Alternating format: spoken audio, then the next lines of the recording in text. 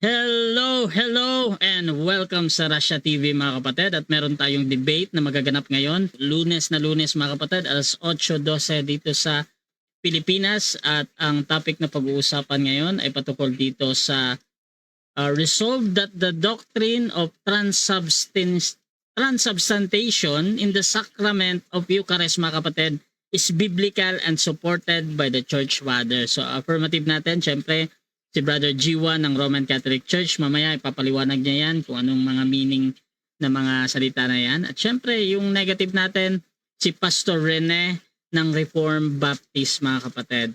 So sa ating setup ng debate, meron tayong 10 minutes na presentation, 7 minutes sa pagtatanong. Check ko lang yung ating audio kung okay na.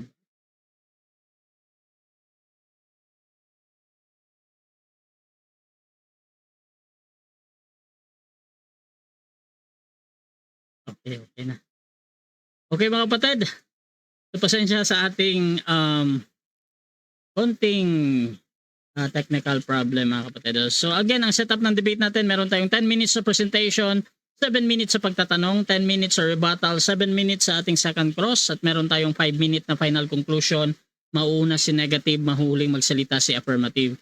Sa ating rules mga kapatid, yung ating rule number 1, yung limit sa pagsagot. Lahat ng sagot ay kailangan sagutin sa loob lamang ng 20 seconds. Kung titigil ang sumasagot ng at least 5 seconds, magsasabi na ako ng next question. Ngunit kung meron siyang hinahanap, tuloy pa rin hanggang maubos ang 20 segundo. Ako din yung official timer dito sa debate na ito mga kapatid, at ang aking timer, yung official na time na kahit pa meron kayong sariling time dyan, pag sinabi kong time na during sagot or bahagi ng debate, ay yun yung official mga kapatid. Rule number 2, yung close-ended question natin. Kung close-ended ang tanong or categorical, kailangan sagutin muna ang pagpipilian bago tayo magpaliwanag ng 20 seconds. So kung meron tayong tanong na tama or mali, oo o hindi, pula or puti, so pili muna mga kapatid before tayo magpaliwanag ng 20 seconds. At pwedeng ulitin ng moderator ang kanyang sagot para sa kalinawan ng nagtatanong. Rule number 3, kung hindi niya sasagutin ang tanong or wala doon sa pagpipilian niya yung sagot niya, pwede siyang magpaliwanag ng 10 seconds at yun na yung ituturing na pinakasagot niya sa tanong. So walang objection sa panahong ito. Tumawag lang ng moderator kung gustong gamitin ang karapatan na ito. So 10 seconds yan. Rule number 4, sagutin ang tanong na naaayon sa tanong. So kung ang tanong ay sino, probably magbibigay kayo ng pangalan. At kung ang tanong ay saan mababasa, usually sa Bible yan, ay magbibigay kayo ng talata mga kapatid, and we expect na magbibigay kayo ng ganun. However, yung mga sagot na wala, tinatanggap pa din ng moderator as a valid answer.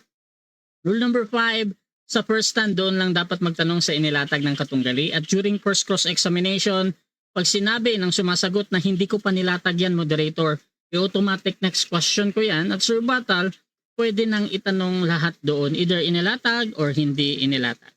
Rule number 6, parusa sa dalawang warning. So, ang debater na makakatanggap ng dalawang warning mula sa akin ay may disiplina yan. So, minus 1 minute sa time niya. Bihira naman ako magbibigay ng warning talaga. Rule number 7, isang objection lang at isang clarification every question at no objection during final conclusion. Rule number 8, no insult about physical appearance at yung alam natin na pagmumura. Ngunit pinapayagan kong mabanggit ang mga salita gaya ng demonyo, kulto, sinungaling, mangmang, at iba pa mga kapatid. Huwag lang yung pagmumura na alam natin ha, at yung pang-insulto physical. Rule number 9, no challenge question. Ito yung mga tanong na kung mabasa ko or paano kung mabasa ko. So, yung mga ganun na mga tanong mga kapatid, kahit pa sumang-ayon yung kabilang panig, ay hindi ko papayagang maitanong yan. Rule number 10, para sa sensitive question, pwede kayong magtanong ng sensitibong paksa, kasama doon yung mga personal na buhay.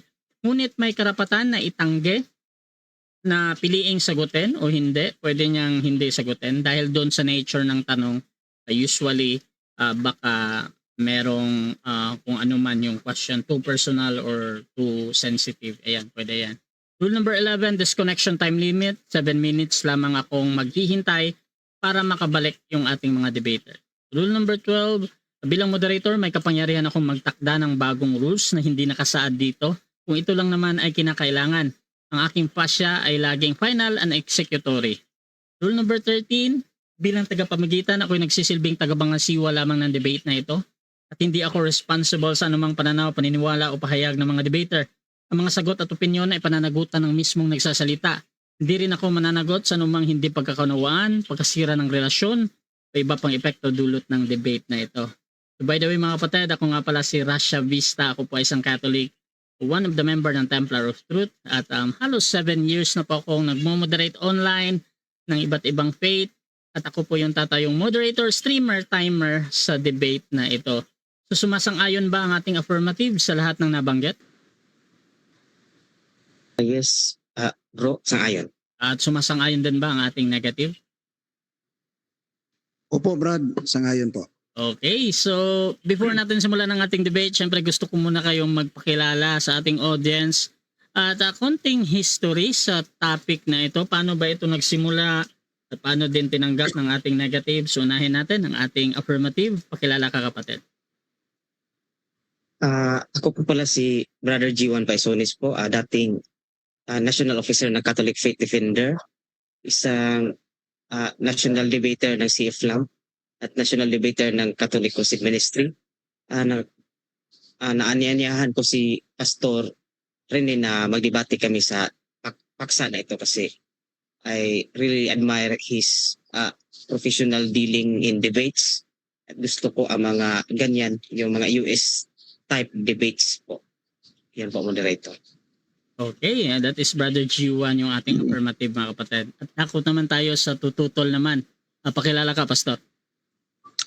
Okay, magandang gabi po sa inyong lahat. So tinanggap ko naman yung hamon ni Bro G1 dahil nga gusto ko ring malaman kung ano yung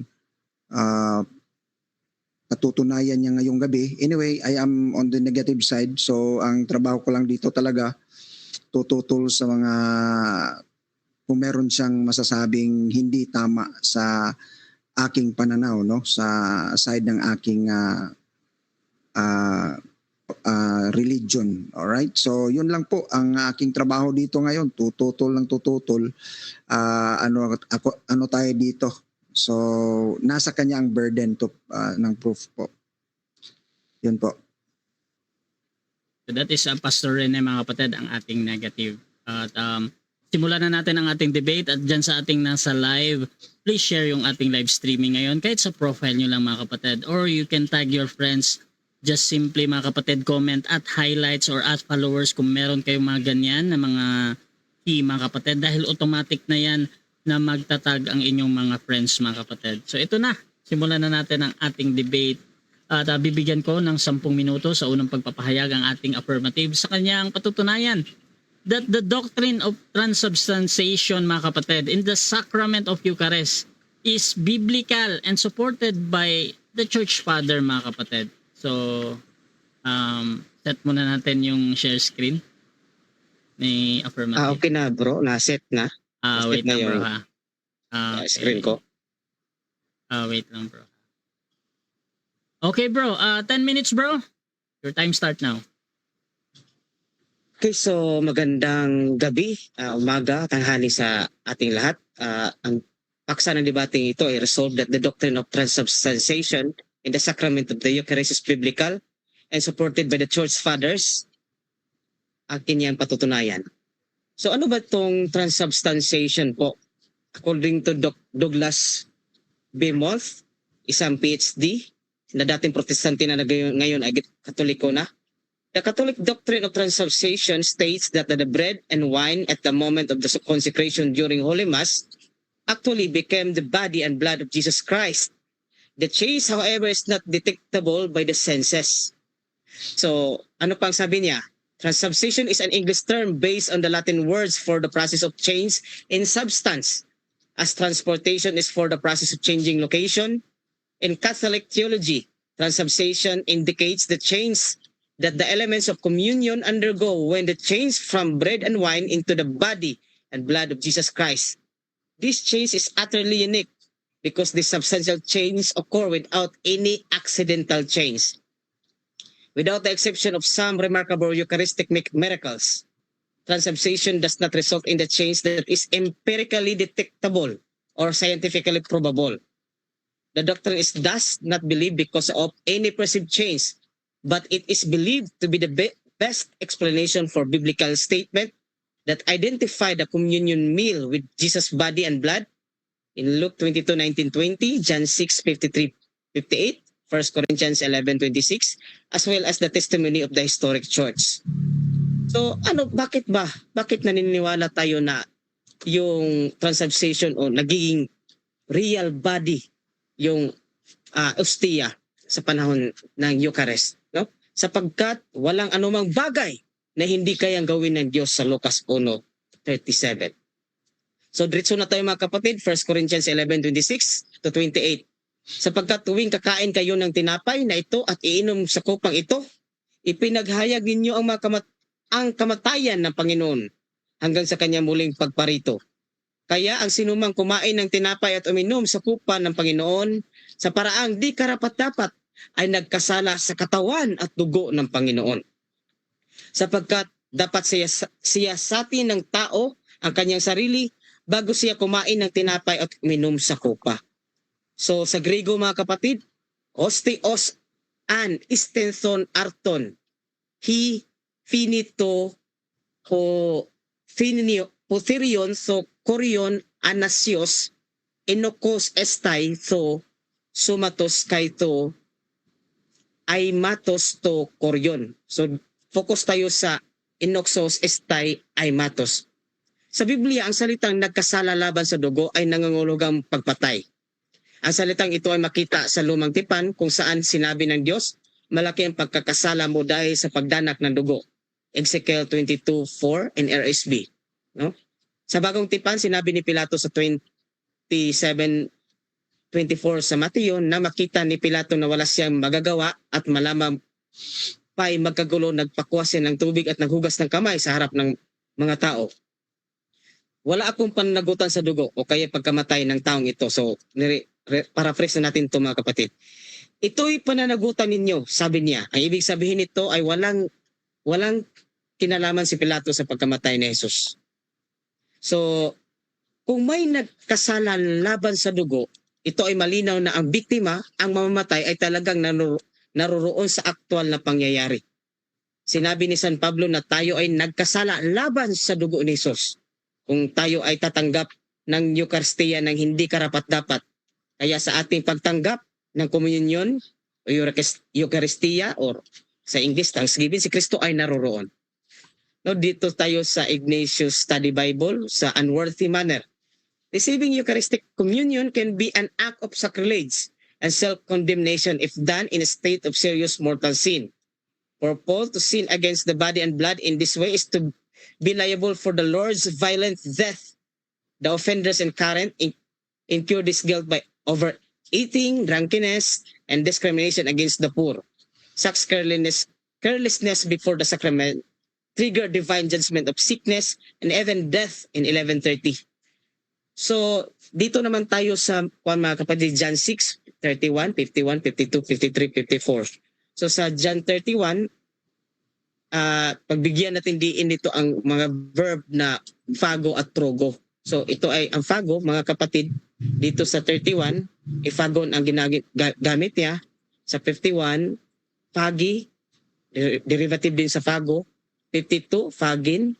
53, phagi. Pero dito sa 54 hanggang pa, kuhan tayo sa Eucharistic discourse ni Kristo, ang kumain, trogon ng aking laman at uminom ng aking dugo ay may buhay na walang hanggan at muli ko siyang bubuhayin sa huling araw. So bakit nag-change agad ng verb na trogon si Jesus Christ dito? Kasi yung ang phago kasi mga kapatid ay ginagamit bilang literal at figurative. Pero ang trogon mga kapatid, ang ibig sabihin is pagnguya, chew.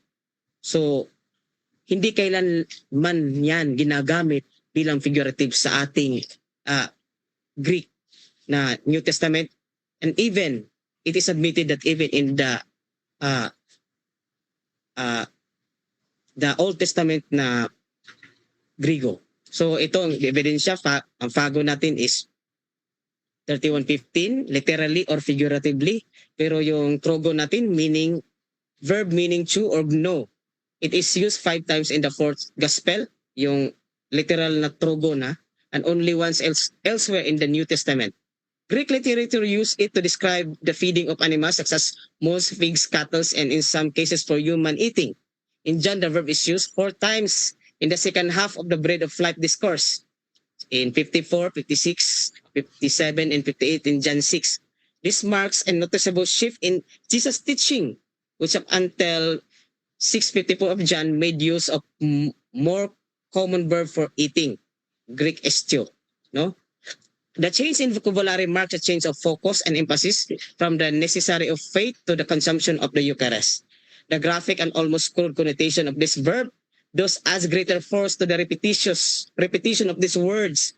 Thus we express our faith by eating in a real and physical way. Is life-giving flesh and the sacrament. So, study Bible po ng Ignatius.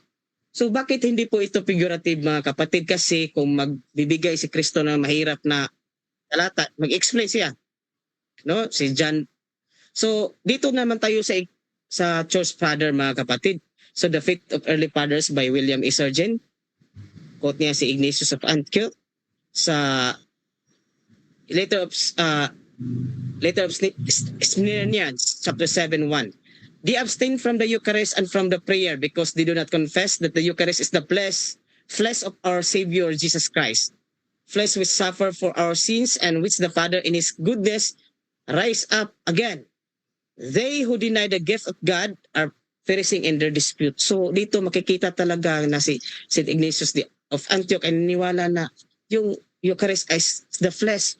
Bakit po ito hindi magiba ng ating mga kapatid protestante? Kasi ang mga pinariringgan niya na sulat na ito is yung mga Donatist na mga heresiya na nag-deny ng real existence of Jesus Christ po mga kapatid. So ano pa yung other church fathers natin, no? Si Saint Justin Martyr. So First Apology, chapter 66. We call this food Eucharist, and no one else is permitted to partake of it except one who believes our teaching to be true and who has been washed in the washing which is for the remission of sins and for regeneration, and is thereby living as Christ has enjoined. For not as common bread nor common drink do we receive this, but since Jesus Christ our Savior was made incarnate by the Word of God and had both flesh and blood for our salvation, so too we have been taught the food which has been made into the Eucharist by the Eucharistic prayer. No, dito makikita talaga na they believe in the real presence, both body and blood ni Jesus Christ po. So sa early Christian doctrine sa isang protestante na si G.N.D. Kelly, page 197, anong sinabi niya? Na the bread is the flesh of blood, the cup his blood. Clearly he intends this realism to be taken strictly. No? So muna si St. Ignatius talaga, naniniwala talaga na real, yan, realistic yan, no? Literal ang paggamit niya. Si St. G.N.D. Kelly to protestante. So yan mga kapatid, ang aking kapatid na si Pastor Rene is isang Reformed theologian. Correct me if I'm not wrong, Pastor Rene, nagbilib din siya ng ang reform ng real presence pero spiritual lang, no? Ang Catholic, we believe in spiritual and physical, no? Wala, kung may babasa siya na spiritual diyan, walang problema diyan, as long as kami tinatanggap naman namin yung spiritual yon, pero tinatanggap din namin na physical yon. So doon niya ako tatanim. Okay bro, salamat. Okay, so dyan nagtatapos mga kapatid ang unang pahayag ng ating affirmative. Dako tayo sa unang pagtatanong ng ating negative. Pastor Rene ng Reformed Baptist, your time start now. Okay, Brad. Okay ba ang signal ko dyan? Malinaw ba? Okay po, Pastor. Okay, so una kong katanungan, Brad, G1. Wait lang. Doon sa sinabi mong Greek word na trogen, are you claiming that trogen always means literal chewing in Greek literature? In New Testament po, Pastor, at sa Always talaga, New always Testament. talaga. Always talaga sa New Testament.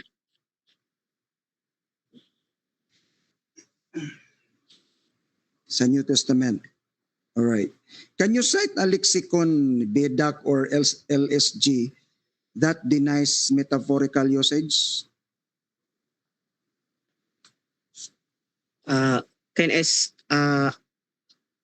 Yung study Bible po I will take this one as lexicon namin, yung study St. Ignatius Study Bible po. Doon sinabi niya na mga scholars na dating protestanteng doktor na ngayon ay naging katoliko na yung trogon ay ginamit talaga bilang literal na kuan po, Pastor. Next question. Bilang literal na pagkain. Next question, 27. Does John elsewhere use physical verbs metaphorically like drink, come, see? Sa drink, come see, hindi ko po siya sinabi kanina. Focus po ako doon sa verb na trogon po. At kaya marami na pong protestante na nag-convert into Catholic dahil sa Eucharist. Kasi yun din ang paniniwala ng mga church father po, Pastor Rene. So yun, literal po ang trogon. Hindi siya kailan ginamit sa figurative. Okay. Doon sa John chapter 6, may na-mention ka John chapter 6, right? Meron, no? Yes po, Pastor, mayroon. Okay. Can you name other places in John where Jesus listeners misunderstand him literally? Meron ka bang Yun kanina naalala yung sa yes. Hindi po sa John 6 sa ibang kuan sa John, yung sa kuan lang po, Pastor, kanina, yung sa John 4:32 to 34. So inexplain niya pag hindi nakuha kaagad ng mga kasunod niya o mga followers niya. Pero dito sa John 6 talaga is ginagamit pa yung verb na para mabigat na to sa mga Hudiyo eh. All right. In those passages, no, I mean, John 4 lang yung na-mention mo, immediately ba na kinorek ni Jesus Christ yung misunderstanding verbally? Sa John 4, yes po, Pastor, gi-correct immediately. Sa ibang passage I do not know, hindi ko pa na-check, pero dito sa John 6 is talagang yung discourses is continuous. So, talagang binigyang diin ni Jesus Christ yung pagkaliteral ng sinabi niya doon sa John 6. So sa John 6, hindi niya kinorek, pero sa John chapter 4, kinorek niya. Sa John 6, sa John 4, kinorek niya. Sa John 6, hindi niya kinorek, binigyang diin pa niya. Ginamit pa yung mga verb na talagang literal. No? Okay. Dahil John 4 lang yung na-examine mo, bro, doon sa John chapter 2, hindi mo ba nakita yon? Hindi mo ba na-examine yon? Kasi kung isa lang i-examine mo, kulang yung evidence mo, kapatid. Hindi mo pa nabasa yung John chapter 2. Nabasa ko yung John sa chapter 2 pero hindi ko na yung pinagbigyan ng emphasis kasi doon ako sa verb na trogon. Hindi ko naman nakita doon sa John 2 yung trogon na ginamit bilang figurative kasi hindi yan makikita sa New Testament. Talagang literal yan. So yan po, yan lang po, pastor para makipagdiin ako na kung may ibig sabihin si Jesus Christ, explain niya. Pero dito is literal talaga yung pag ibig sabihin niya. So, Okay. So, bakit kaya hindi niya kinorek yung mga maling pag-iisip doon sa John chapter 6? Mr. Moderator, objection. So, objection. Ang pag-isip ng mga ng mga Hudyo is hindi yun mali eh. Binigyan diin pa nga Okay. ni kuan. So hindi dapat i-prove mo na pastor na mali sila. Do Okay. not make conclusion for the argument po. Okay, so I Okay. think nag-object ka doon sa premise ng tanong na Mag-object din ako. counter-objection kasi. Ang trabaho ko dito, bro, ay negative. So, hindi ko trabaho yung mag-prove dito. Kaya nga ako negative kasi gusto ko ikaw mag-prove, no? So, kaya tinanong kita kung bakit hindi niya kinorek, no? Yung sa John chapter 6. Okay. So, yun yung ano. So judgment yun yung natin dito. Okay, judgment natin dito mga kapatid. So any observation ng kabilang panig, whether yung Hudyo ay nagkamali or talagang naintindihan nila, sa moderator hindi pinapakialaman yan. However, meron tayong 10 seconds na pagsagot. Kung merong problem sa tanong, pwede mong gamitin yan, Brother G1. Gusto ko lang ipaulit kay Pastor Rene. Valid yung question niya. Proceed, Pastor. Paulit ang Bakit kaya 10 seconds ka, bro? Hindi muna. Paulit mo na yung tanong tapos tingnan natin kung paano niya sagutin. Bakit kaya hindi kinorek ni Jesus Christ yung mga pag-iisip ng nasa kanyang kapaligiran na mali yung kanilang pag-iisip or tama yung kanilang pag-iisip? Bakit kaya? Okay, thank you pastor sa pag-rephrase. Yun nga pastor, hindi kinurek ni Timeless. Jesus Christ. Bagkos pinagdiinan pa niya na truly this is my body. And yung Greek na ginamit doon is trogon na. So physical body yun. Physical eating. So yan po, binigyang diin ni Jesus Christ na talagang totoo yung sinabi niya. Kasi Okay. So, wala kang na-mention na flesh dyan sa presentation mo kanina, Brad, ano?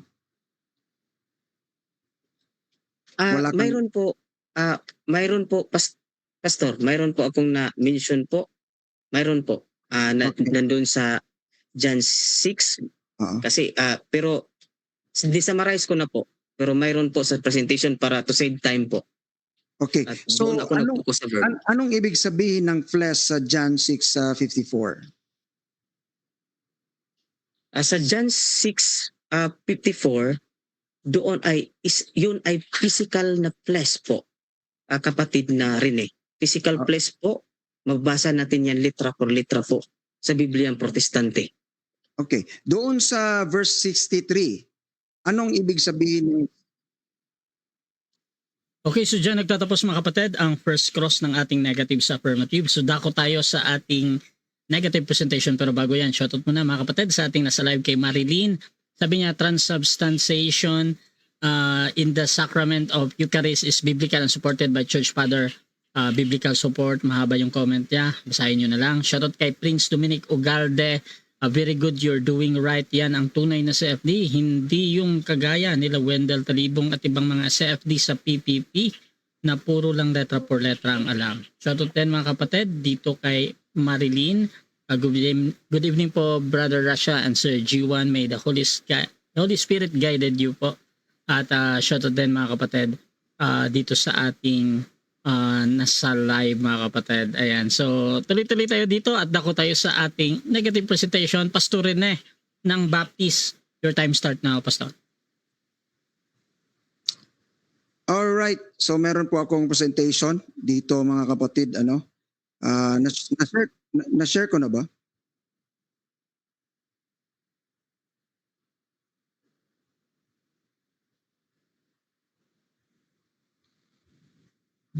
Ayan. Okay na ba? Select. Yan, Pastor. Proceed. Alright, so anyway, itong transubstantiation, mga kapatid at mga kaibigan, ay sa aming stand ay ito po ay isang ritual. Sa amin tinatawag itong Lord's Table, no? Ano din ito, real presence, pero kahit saan naman ay may presence naman ang Panginoon na mga kapatid at mga kaibigan. And we believe na pag kami na angkin na namin si Jesus Christ as our Lord and Savior, ay hindi na kailangan kahit ano pang symbol or whatever it is, as long as si Jesus Christ ay nandoon sa aming buhay, ano, mga kapatid, mga kaibigan, no? So yun po ang aming paniniwala. Jesus Christ himself promised na he will never leave us nor forsake us. Sa kahit anong mangyari sa aming buhay, kanya kaming kukunin as his sheep, no? So yun po ang aming paniniwala. Kaya hindi masyado sa amin itong transubstantiation na parang we will give our lives in defense of this. Pero kaso lang may ano tayo. So we will just ask and present our tawag dito stand. All right? Now kanina tinanong ko, sayang lang no na naputol. Kasi po ang salitang flesh, tinanong ko sa kanya, sabi niya real flesh yung una, no? So ang pangalawa, hindi lang niya nasagot kasi nag-time na. Pero alam ko sa kanila ang flesh diyan, flesh is nothing according to verse 63.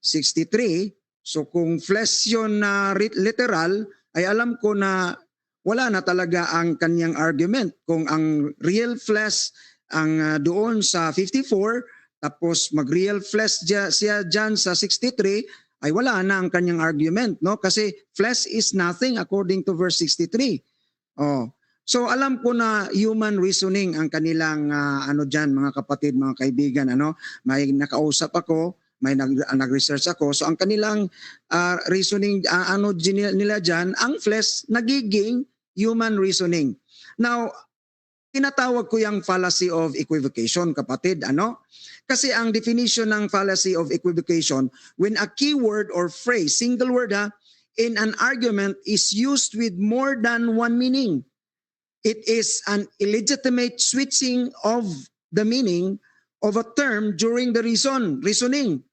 So, ang nangyari dito mga kapatid, ang keyword natin ay tinanong ko kanina, flesh, isa lang, flesh. Direct context, immediate context, kasi doon ako train immediate and direct context. So napakalapit lang, 54 saka 63, tapos nag-change ka agad. So real flesh, tapos human reasoning na. Sa 6:56 pala, he that eats my flesh, kung totoo yan, real flesh yan, and drinks my blood, dwells in me. Pagdating sa 63, ano ang flesh dyan? Flesh profits nothing. O ang sabi ng Bible. So kung ganun pa rin sana ang iyong argument or iyong reasoning or meaning, kung isa lang sana, hindi ka mag-change, wala na, talo na, kapatid at kaibigan, ano, doon sa John chapter 6. Kasi nga, flesh profits nothing. No? It is the spirit that quicks, the flesh profits nothing.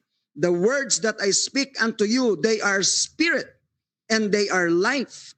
So kung doon tayo, kapatid, kami, sola scriptura kami. So kahit sino pang pope dyan, sino pang mga church fathers dyan, kapag nag-contradict sa scripture, wala kaming magagawa. Doon kami papanig. Sabi nga ni Pablo, kahit sino pa dyan, no? Kapag nag-preach another gospel, kahit kami, angels, let them be anathema. Si Pablo nagsabi niyan mismo, no? Kahit kami, sabi niya. At sabi ni Pablo na avoid, mark them which cause divisions contrary to the doctrine that has been taught. So yun mga kapatid, mga kaibigan. So ito, sinabi ito ni Jesus Christ, flesh profits nothing. Pero ang lusot dyan mga kapatid, they will go to human reasoning. So nag-change ang flesh into physical, literal flesh into a human reasoning. O anong nangyari? That is fallacy of equivocation, mga kapatid at mga kaibigan. So that is the meaning of the fallacy. Now, sa amin kasi sa John chapter 6, simple lang, hindi namin ginugulo mga kapatid, no? Kagaya diyan, pag nag-fallacy of equivocation ka, ang direct result niyan division. O anong nangyari? Nagkagulo yung nandun mismo sa passage. Wala sila, nagkagulo sila. Bakit nga? Yun ang resulta ng hindi mabuting pag-explain. Confusion. According to the Word of God, God is not the author of confusion.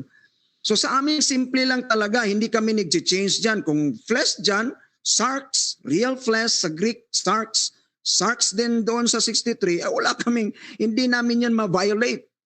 Sa Greek, lalo na ako estudyante sa Greek, we cannot bend the law of Greek. Para lang to suit our theology. Hindi po ganun kami. So ang fallacy of equivocation, ang target niyan is to confuse. Ito simple lang aming presentation sa John chapter 6. Jesus Christ said, John 6:35, ang coming believing John is equivalent sa eat and drink. Ang John 6:54, eat flesh, drink blood, eternal life. Yun. Ang John 6:63, flesh, nothing, word, spirit, equals life.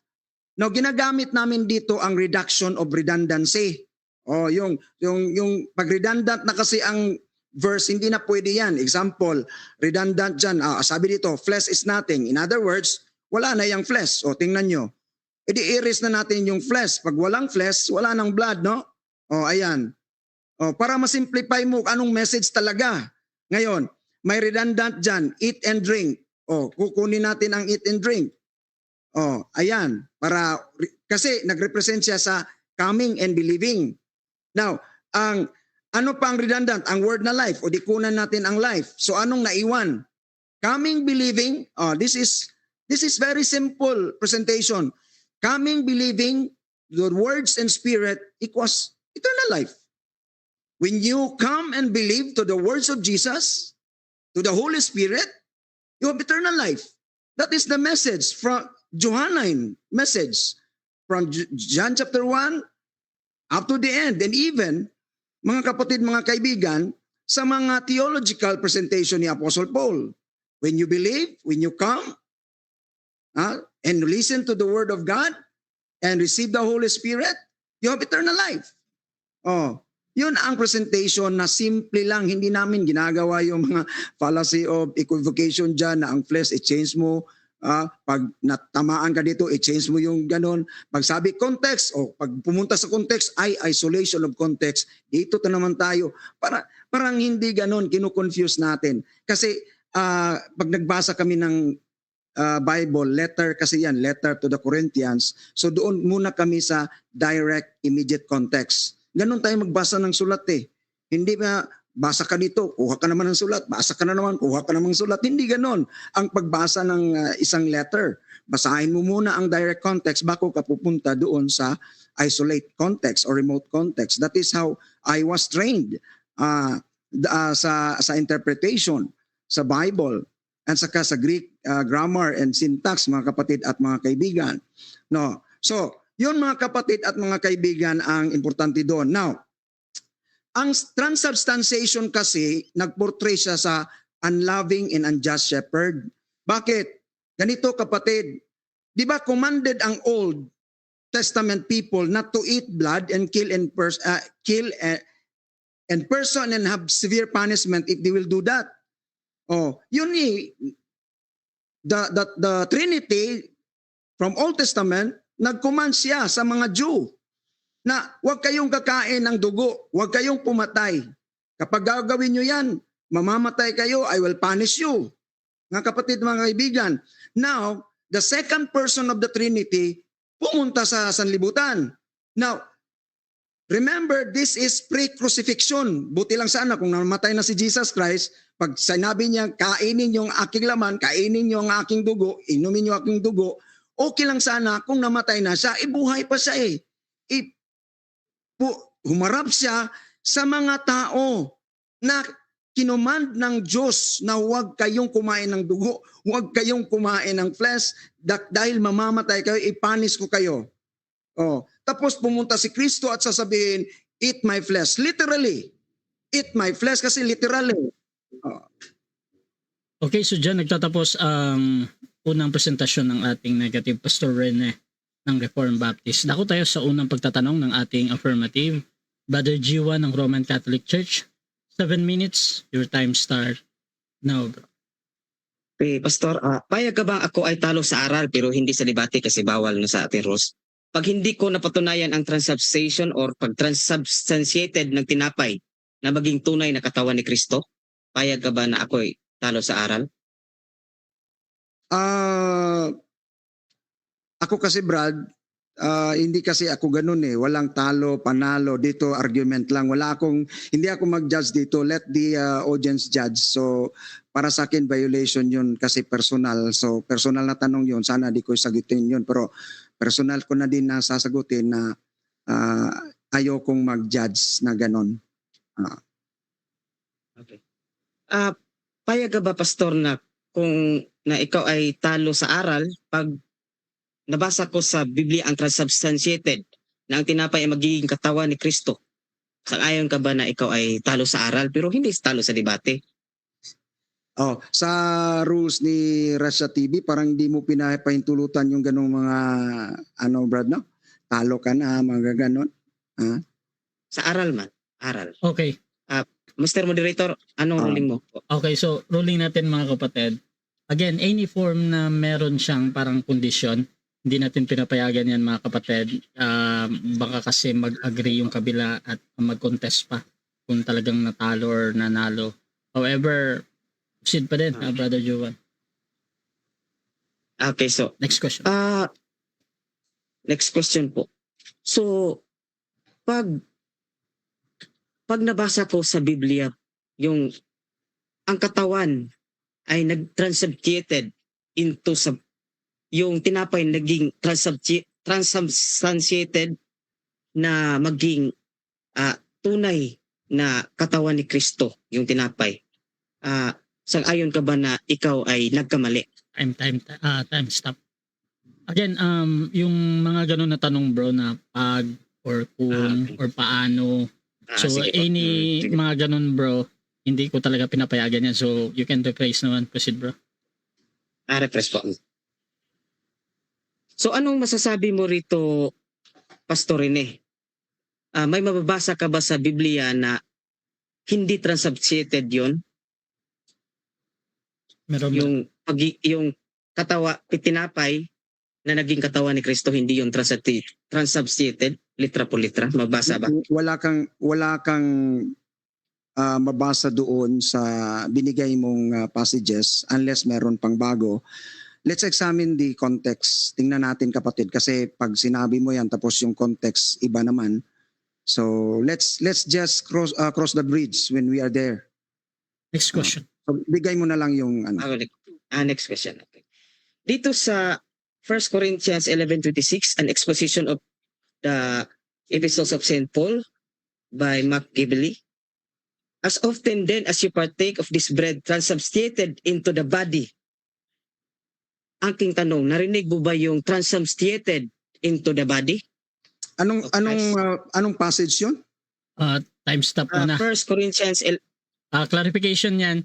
Tapos I think si Clarification? Brother G1 ika-clarify naman. So bro, G1 bro, ika-clarify mo. Okay, 1 Corinthians 11:26, an exposition of the epistles of St. Paul by Machiavelli.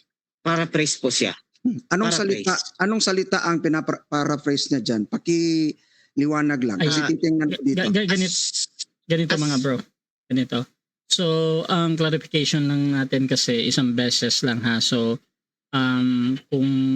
kung hindi masyadong clarified yung question, pwedeng ipaulit ng tanong pero naka-on yung time. Gusto ko lang doon sa rule natin na one clarification para hindi unlimited clarification dito ha. So, bro Rene, doon ka na sa sagot mo bro. Wait lang. Okay, so next question na, Next question.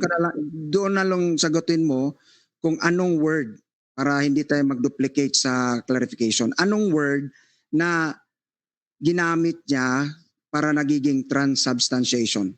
Anong word doon? Partake of this bread po into the body. Yung transubstantiated po. Kaya ang tanong ko, narinig mo Ulit ba? yung tanong. Partake, Yes po. 20 seconds. partake in Greek, koinonia, fellowship, is that exact? Mr. Moderator, next question na lang. Para Okay, na si so Pastor. ganito mga kapatid ha.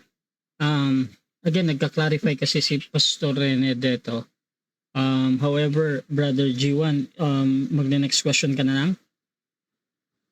Next question na lang Proceed, para tuloy-tuloy na. Proceed. Time issue. Okay, so yung katawan ba ni Kristo na nakasulat sa Juan 6:54, yan po ba ay physical body or spiritual body po? Physical body. Isang sax, physical body po yun. Yung flesh doon sa John 6, Thank you po. physical yun. Okay, thank you. Thank you po. Next. Kung ang tinapay po ay simbolo lamang sa katawan ni Kristo sa Juan 1 Corinto 11:27, maaari ka bang magbigay ng iba pang talata na nagpapatunay na ang pagpalapastangan o kawalang galang sa isang sagradong bagay ay isang kasalanan laban sa katawan at dugo ni Kristo? Objection, Mr. Moderator? Ako negative dito, no? So, hindi ko trabaho ang magpapatunay o magbigay ng kahit ano. So, siya ang magpatunay dyan. Scrutinize lang ako sa kanyang mga sasabihin. Okay, so nag-object dito doon sa nature ng question dahil sa paghahanap, hinahanapan siya. Hindi daw siya dapat hanapan dito. Bro G1, meron ka bang counter objection? Yes po, counter objection. Kasi yan ang presentation ko kanina na ito ay realistic tong Eucharist, both spiritual and physical, sapagkat magkakasala ka sa katawan at dugo ni Kristo mismo eh. Okay. So dapat itong priest nito makabigay. Okay po, sige po. Okay, so judgment natin dito mga kapatid. Ang question kasi, naghahanap siya ng another verse patungkol doon sa hinahanap niya dito, Brother Rene. Even kasi negative yung yung stand mo, ay meron ka ding dapat na ibigay bilang negatibo. So syempre pinapayagan kong maitanong yung mga ganito ba. Naghahanap siya ng talata. However, kung para sa iyo nilalagay mo nga yung burden ng kabila, pwede mo gamitin yung 10 seconds. Brother Rene, or Okay, gamitin ko yung aking 10 seconds. proceed. Kasi Time issue. Kasi ang preparation natin dito, hindi yung mga ibang talata o mga verses kasi negative tayo. Hindi ako nagpo-prove dito ng kahit ano. So, nasa sa akin na yun kung magbigay Next kayo question. ako, hindi. Pero I'm not obligated to do 10 that. seconds. Okay, so nagkamali ba si Lucas nang sabihin niyang walang imposible sa Diyos? Ay, hindi naman. Hindi. Hindi naman.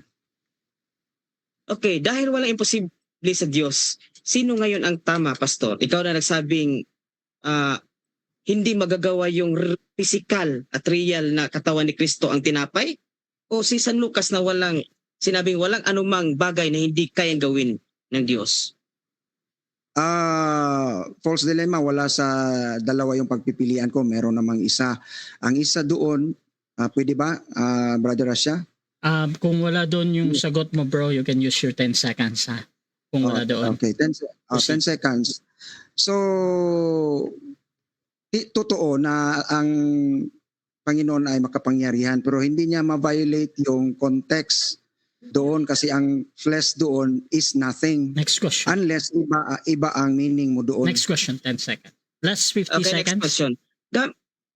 gamit ang Lucas 1:37, kaya ba ng Diyos na maging present both spiritually at physically sa anyo ng tinapay during Holy Eucharist? Kaya ba ng Diyos o Kaya hindi? ba daw? Presence ang sinasabi mo? O, maging Ah. physically, spiritual and physical presence po. Okay. Hindi identical yun eh. Ang hindi identical yun. Ang presence at saka yung literal body and blood. Hindi identical yun. Maling false dichotomy yun. Mr. Moderator, objection. Time stop mo na. Objection. Proceed sa affirmative. Yes or no muna bago mag-explain. Kasi kaya ba ng Diyos o hindi? Meron bang yes or no doon? Yes, Okay, kaya ba okay. ng Diyos? Yes or no? Okay. Paulit ng sagot kasi hindi ko na narinig yung yes or no. Okay, so paulit na lang yung tanong tapos pakidinan yung pagpipilian. Okay. Kaya ba ng Diyos na maging present both spiritually and physically sa anyo ng tinapay during Holy Eucharist? Kaya Yun ba? ang sagot ko kanina eh. False dilemma, no? Kasi nga meron pa namang pangatlong sagot. Okay, so Oh, ganito bro, oh. kung hindi ka pipili dun sa yes or no dahil meron 10 kang ibang seconds. sinabi. 10 seconds bro. O kaya sinagot ko siya eh. So ang Proceed. sagot ko doon brother 10 seconds ito, hindi pwede gawin ni Kristo kasi nga sinabi niya doon flesh is nothing, sabi niya. So hindi niya pwedeng i-violate yung sarili niya. Time. Na flesh is 10 nothing. seconds. Okay, so time na din ang ating 7 minutes. So dyan nagtatapos mga kapatid ang first stage ng ating debate. So shoutout muna mga kapatid sa ating halos 40 live viewers ngayon at medyo tahimik yung ating comment box. Shoutout muna kay Marilyn kung may talo at panalo-talo si Pastor kasi parang gusto niya literal. Shoutout din kay Royce Coy, symbolical or metaphor lang po ang body and blood. Shoutout din kay Dulce Onara, that's symbolic kasi katawan dyan nangangahulugan, body which is the church, means you will partake imputed as a member of the body. Shoutout din mga kapatid kay Sister Malu Nicolas ng In Defense of the Truth, shoutout sa kanya. Sanrayo Adams ng Catholic, alaban lang kuya sabi niya at durugin ang ulo ni Valentina. Ako si Darna. Ayan.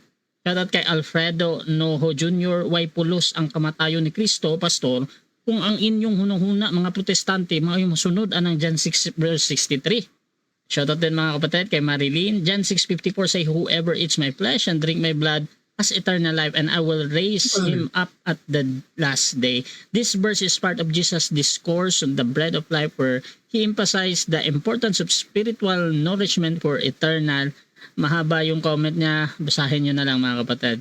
So, tuloy-tuloy tayo dito at ako tayo sa rebuttal.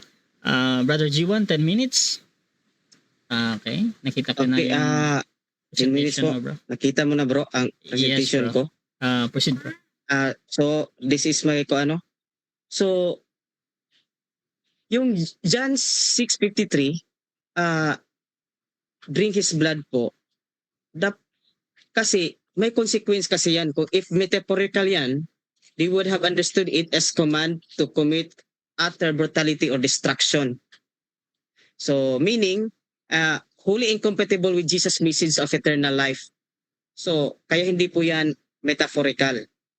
So if literal, they would have been scandalized. So talagang na-scandalize yung mga Jews doon, di ba? So yan. Kaya yung mga church fathers, mga kaibigan, mga kapatid, ano ba ang kanilang interpretation nito? Literal po ang pagkakuan nila eh. Kaya yung atake, yung mga mind po ng ating mga kapatid na protestante, yung atake, yan ang atake ng mga pagan Rome noon eh, na tayo ay kanibal. Kasi yan ang pinaniniwalaan natin. No? Sinabi pa niya na spiritual kasi sa lahat ng bagay spiritual, hindi na kailangan ng ang symbol. So, saan mo makikita ito sa kay kuan pastor? At dito sa John 6:55, Garsarke mo altios isten bromasis kaito aimas mo altis isten pusis. So, no? Doon, dito, nakikita talaga yung inamin niya kanina eh, na ito ay physical body. So wala na debate kasi inamin physical body yan eh. So pero may pinaghugutan siya ito John 6:63, ang espiritu nga ang bumubuhay sa laman ay walang anumang pinakikinabangan ang mga salitang sinalata ko sa inyo ay pawang espiritu at pawang buhay. Ito pong 6:63, ito po ay hindi tumutukoy sa laman ni Jesus Christ, no? Ito po ay tumutukoy sa pagkaraniwang laman yung mga, no? Sa 9:34 sa Hebreo, 9:14 sa Hebreo, sapagkat ang kanyang sarili ay inihandog at ito ay malaking kapakinabangan sa ating iniligtas. No? 1 Peter 1:19, kundi sa malagang dugo ni Kristo na tila kordero na walang dungis o kapintasan. CCC 737 po mga kapatid. So yan po, may kuan yun ang laman ni Jesus Christ eh. No? No, ano ba ang sabi ng ating Catholic Study Bible? Contrast between the Spirit's ability to enlighten our mind and human reason's inability to comprehend reveals truth apart from faith. Hindi ibig sabihin ito na sa protestante na ito ay simbolo lang. Kasi yung mga sumusunod, yung mga followers ng church fathers natin, yung sila yung mga very close ng ating mga apostol, ay naniniwala na real flesh and blood yun. No? So kaya dito sa 654 ating mabasa the break New Testament. Litra po ito, Bibliang Protestante. The person chewing my physical body. At inamin to ng aking pastor na mabait, no? No, wala na debate kasi physical body yan eh. So iba yung 63. Sinabi pa niya physical of equivocation. No. You are making false analogy, pastor. Sapagkat hindi ibig sabihin na may flesh dyan, yung ibig sabihin, ito rin yung place na ito sa 54. Hindi. Kailangan natin yung mga pag-aaral dyan sa, sino ba ang kanilang, dyan, exegetical yan, sino ang kanilang listeners, mga Hudiyo. Oh, so insulto ito sa Hudiyo, pero ang ibig sabihin yan is, yung ostiya doon ay nagiging tunay na katawan ni Kristo. So Church Father true intention, hindi yung aking katunggali, hindi nagpakita ng Church Father eh. Pero baka mag-technique ito ni Tertullian eh, hindi eh. Buti na lang kasi baka may sinabi kasi si Tertullian na figure represented. Pero hindi yon yung meaning ng kagaya ng protestante. Kasi naniniwala pa rin si Tertullian sa iba niyang sulat na tunay na katawan at dugo ni Kristo yun. At saka si Cyprian, no, Cyprian, Early Church Doctrine by G.N.D. Kelly, page 212-213. Hindi to tinats ni Kuan eh. Inuunahan ko na lang ka, pastor. No? Pag may babasa siya mga kapatid niyan, miscontection. O si Jens Calvin Misquotation of St. Augustine. Ito yung idol ni pastor, hindi idol na idolo yan ko na yung modern terms natin. No? Sinabi kasi ni Augustine daw na ito ay figurative expression lang, no? Hindi eh. Kasi ang tunay na ni St. Augustine is and because he walked here in very flesh and gave that very flesh to us for our salvation. And no one ate that flesh unless he has first worship. Adoration po ang Latin nito. So paano ka mag-adore ng kung ting lang yan? So mali. So ito mga kapatid, the history of Christian doctrines, protestante po ito. Aking napatunayan dito sa PDF page 219 na during the Middle Ages, the doctrine as taught by Augustine gradually give way for the doctrine of Roman Catholic Church.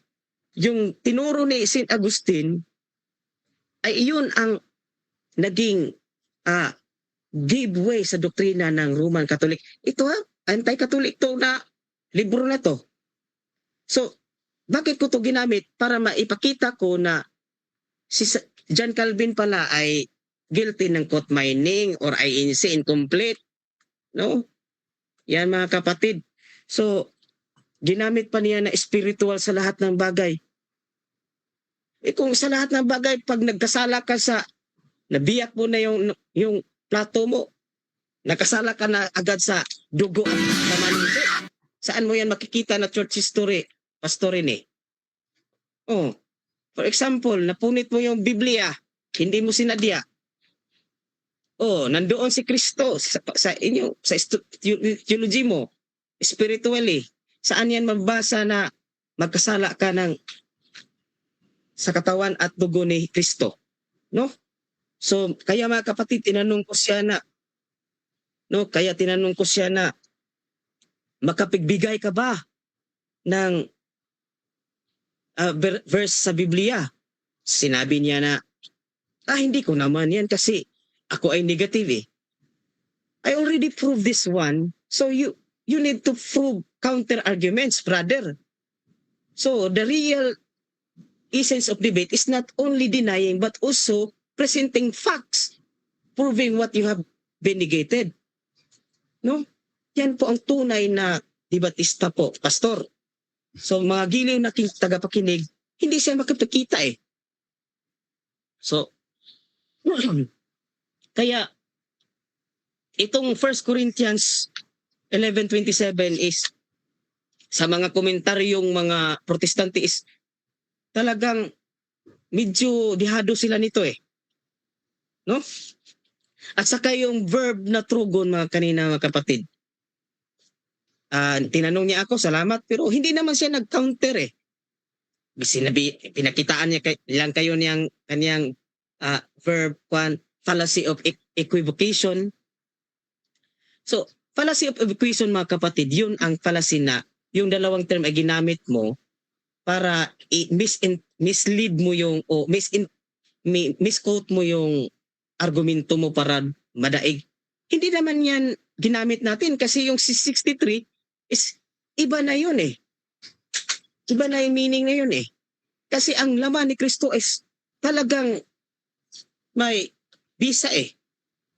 O sa pinasa natin kanina eh. So therefore mga kapatid, it is submitted sa malaking pagkakumbaba na napatunayan ko both biblically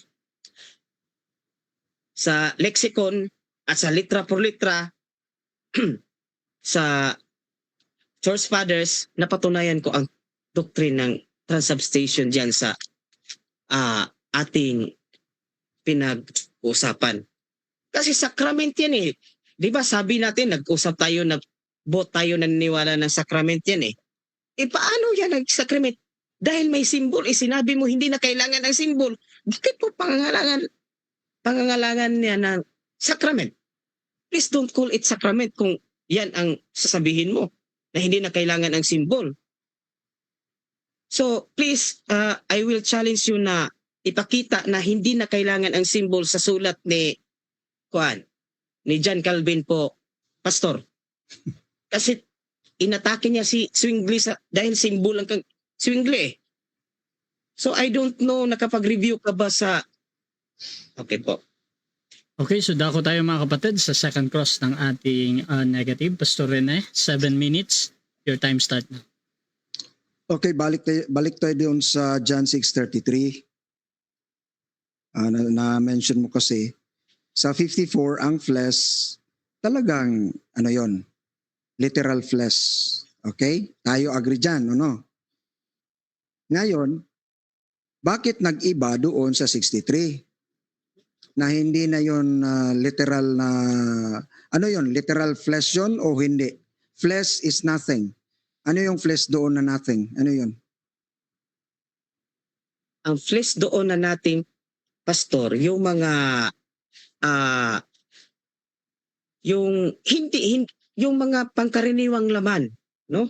Hindi ito tumutukoy sa laman ni Kristo, no? Mateo 16:17, ito ay pangkaraniwang laman, hindi ito ang laman na tinutukoy kay Kristo kasi ito ay may pakinabang, no? May pakinabang.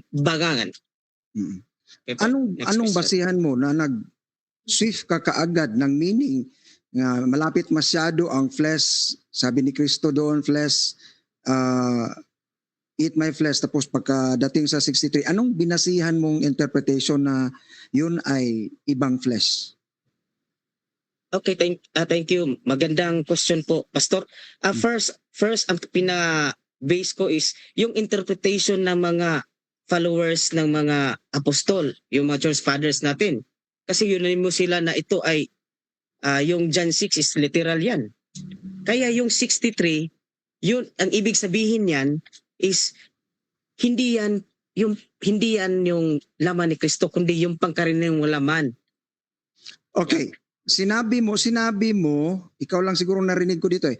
Sinabi mo, mag-quote ka nga ng church fathers na ang flesh is nothing dyan sa 63 ay hindi pangkaraniwang laman, hindi kang Kristo yan. Sige, mag-quote ka daw ng church fathers kahit isa na nagsabi na ay ano yan, hindi pangkaraniwang laman at hindi yan kay Kristo. Sige daw.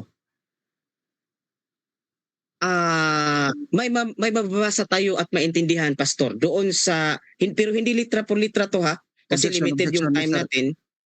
Objection. Opposite, negative. Ang tanong ko, directly answer it. Ang tanong ko, yung church fathers, kasi kumukote ka ng church fathers eh. Sabi mo church father. So, magbigay ka na daw ng isang church father na ang flesh is nothing dyan, hindi yan kay Kristo.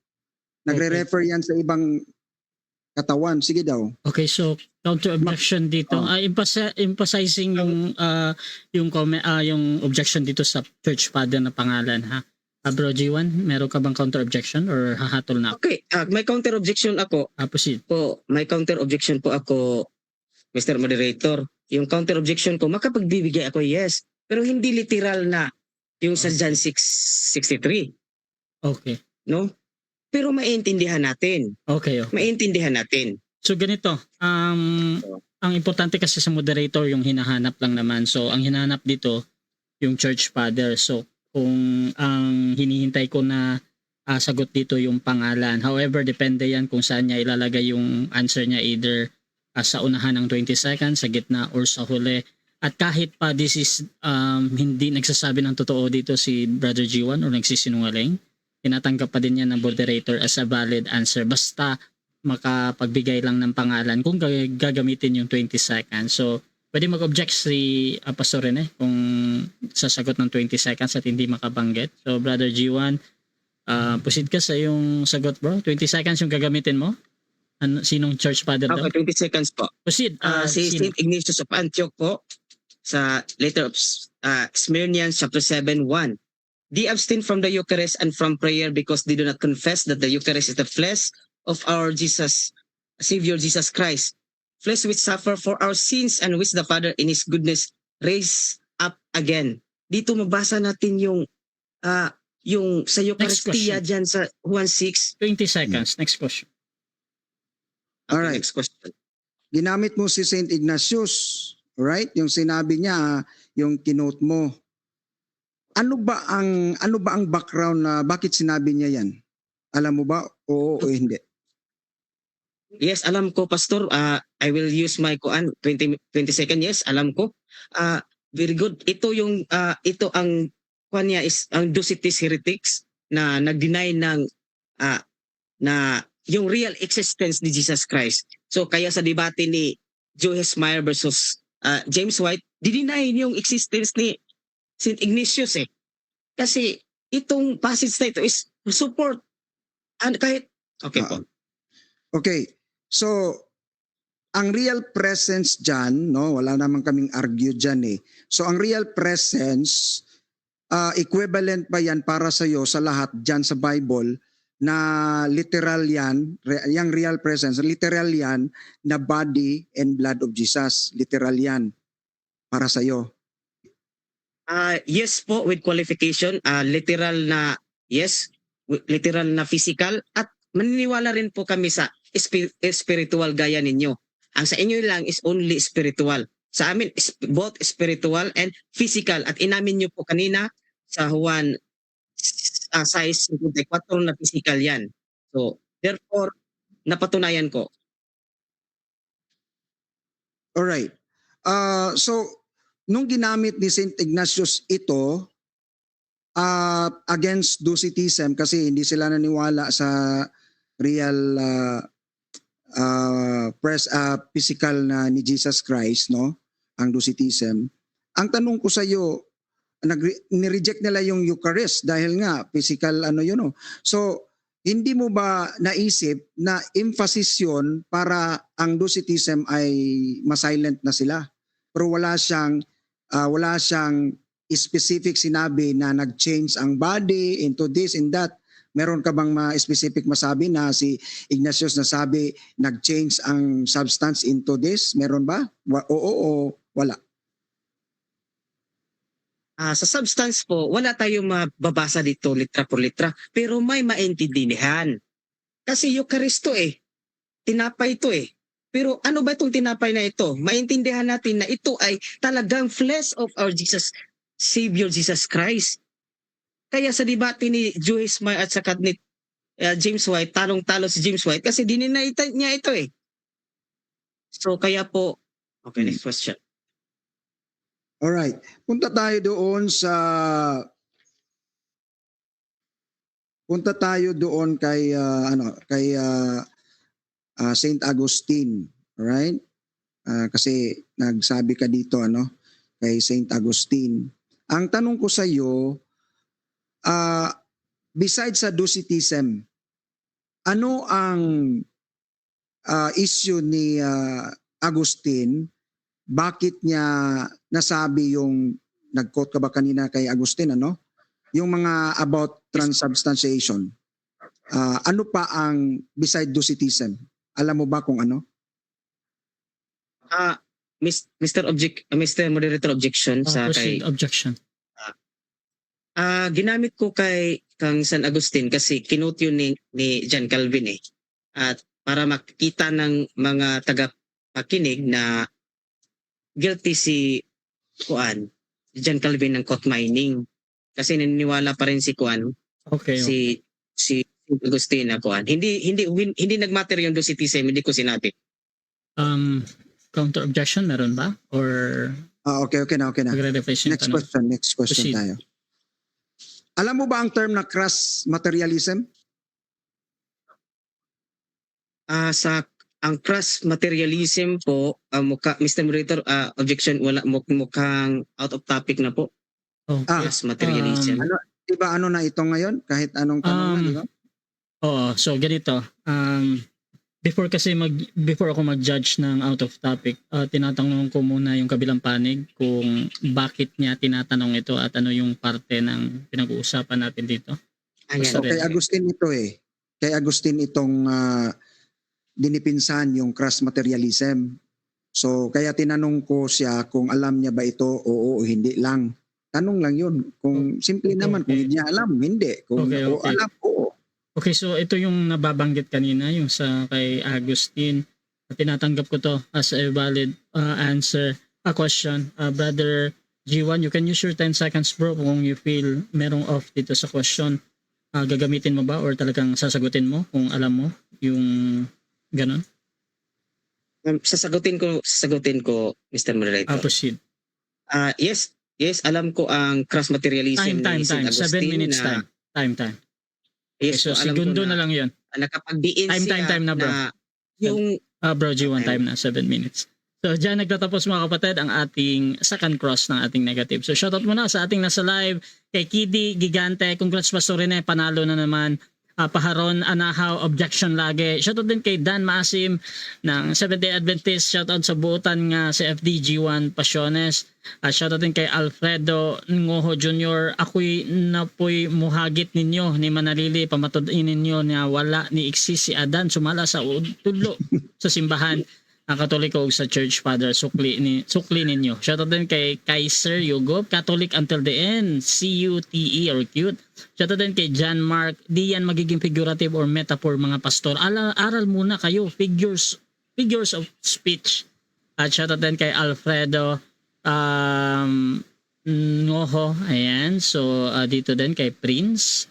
Muna'y example sa pastor nga na ay alamag sa theology ug muna'y makalaban ninyo di na magsilbi inyong letra por letra. So mga kapatid, tuloy-tuloy tayo dito at dako tayo sa ating rebuttal. Pastor Rene, your time start now.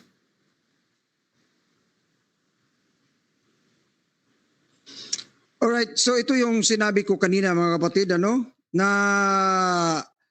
ang yung real flesh, ano, yung equivocation. Kaya ang 56 at 63 dapat i-resolve ninyo yan. Kasi wala akong nalaman na church father na nagsabi na ang flesh dyan ay hindi kay Jesus Christ. Ang reason nila dyan sa flesh, dapat mag-aral pa ha. Ang reason nila dyan sa flesh is human reasoning yan, hindi yan flesh na literal. Ang flesh dyan sa 56, literal yan. Pero ang flesh dyan na sinasabi, tinutukoy, kay Kristo palin yan, pero human reasoning, no? O sa mga reasoning ng mga tao, no? Mga kapatid at mga kaibigan. So ang flesh dyan, nagiging human reasoning, hindi literal.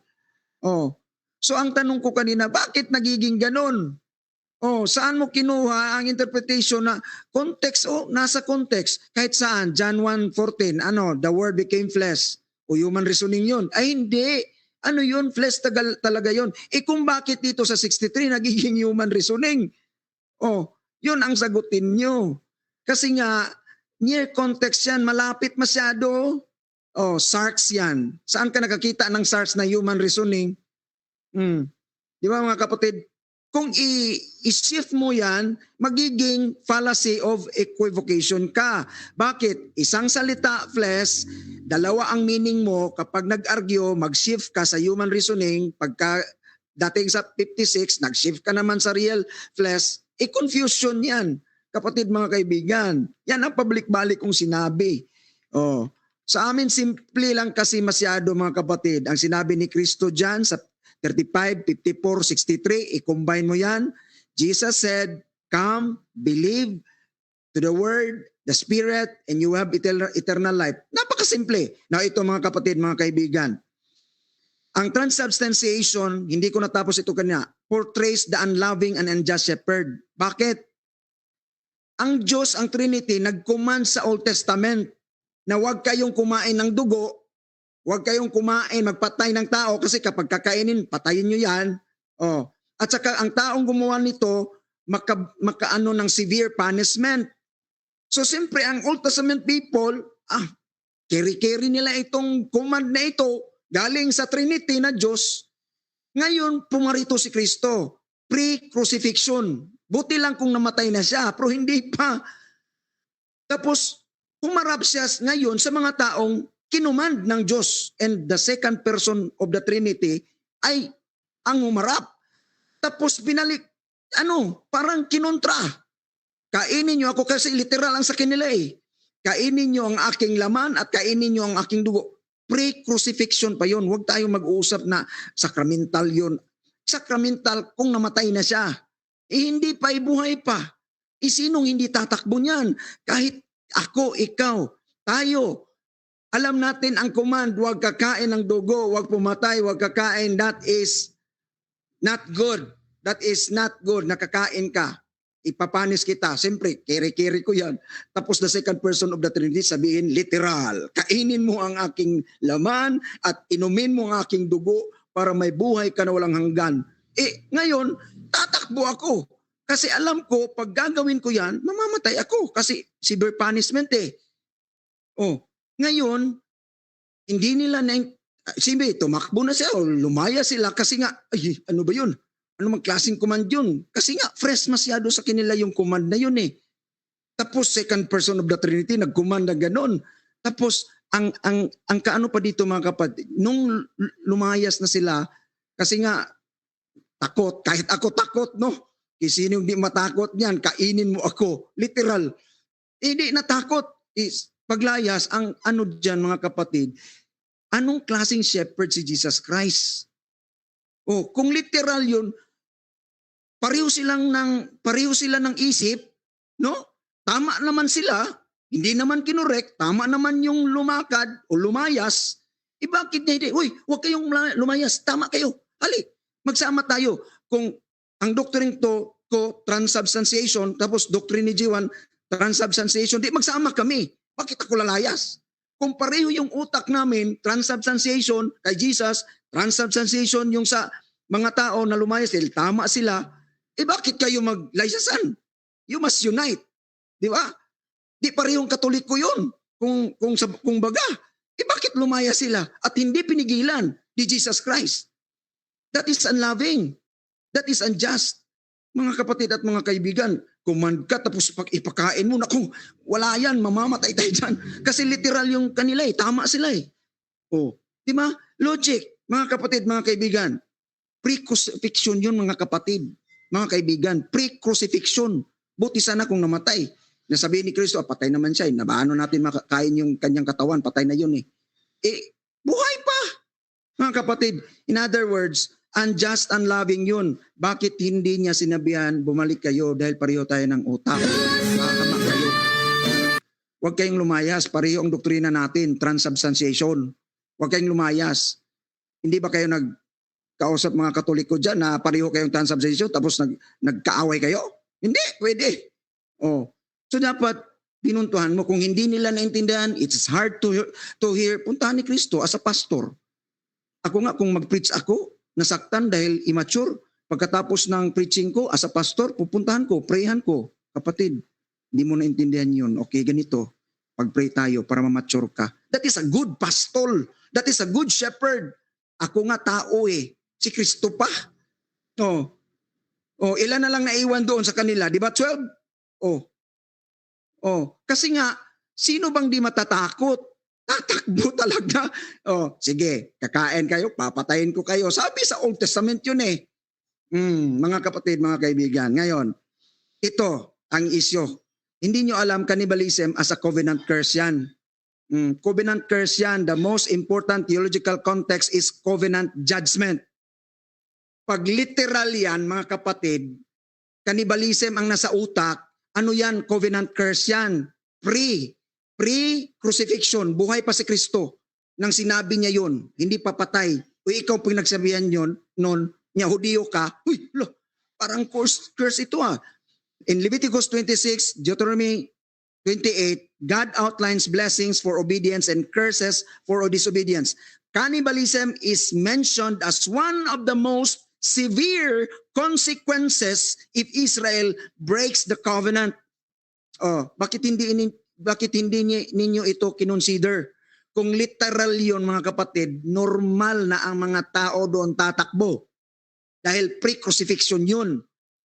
Mantakin mo kapatid, mga kaibigan, kung ako ama, sabihin ko sa anak ko, nak, huwag kang kumain ng dugo at saka tao pagbalik ko, pagkakain ka niyan, bantay ka, ipanis kita.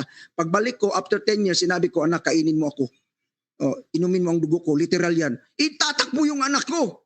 Tapos tatakbo siya. Huwag ka nang babalik bahala ka. Sige. Hindi ganun, mga kapatid, mga kaibigan. Where is love and justice? Nagkuman ka ng wag. Tapos curse pala yun, mga kapatid, yung utak na cannibalism. Uy, ano ba to? Parang curse ito Bakit literal to? Yun ang inyong isipin, mga kapatid at mga kaibigan. At saka, kung si Ignatius nag-defense sa Docetism, emphasis niya yun, masyado parang Docetism, hindi makapasok. Emphasize niya talaga yun until na-hold ng mga church fathers. Pero si St. Augustine, nag-ano din siya mga kapatid, nag-defense din siya sa yung pangalawa, crass materialism, na literal na kinain talaga yung kamay, yung paa. Kaya sabi ni St. Augustine, meron din siyang sinabi as consideration para ma-defend yung crass materialism, yung kainin, yung kinain ko talaga yung si Kristo talaga. Crass materialism yon. So ang Docetism at crass materialism, dapat i-defend mo yan. What happened is, as the theology continues, kagaya ng meron ng Mary, mediatrix, o ano pa dyan, kaya meron ng great schism, o meron ng indulgence, meron, di ba? Ang sa nag-develop na mga kapatid, mga kaibigan, di ba? So diyan mo makuha na because of this defense, nagiging pagkamatay ni Ignatius at ni Agustin, parang na-develop pa, ano na yon. Kaya na, ngayon, ito ang harapin nyo, ang Bible. Kapatid kaibigan, dahil sa utak ng mga taong nandun, kahit sino tatakbo eh. Kasi cannibalism is a covenant curse. Number 2, bakit mo ikuman kainin kita, literal, na papatayin kami. So tatakbo talaga ako. Mga kapatid, mga kaibigan. Oh, Time. Okay, so dyan nagtatapos ang rebuttal ng ating negative. Dako tayo sa ating second cross ng ating affirmative. Brother G1 ng Roman Catholic Church. Your time start now, bro. Yan nga mga kapatid, no, binigyan diin yan na naman niya yung John 6:63. Hindi yun tumutukoy sa laman ni Kristo. Tumutukoy yun sa mga pangkaraniwang laman. Sapagkat sa Hebreo 9:14, Question, bro. Second sapagkat cross. ang sarili, Bro, Bro, question G1, na bro. question. second cross muna. Oo, second cross. Akala ko po, sorry bro. After this, Sorry, wala na sorry. eh. Wala na. Oh. Sige bro.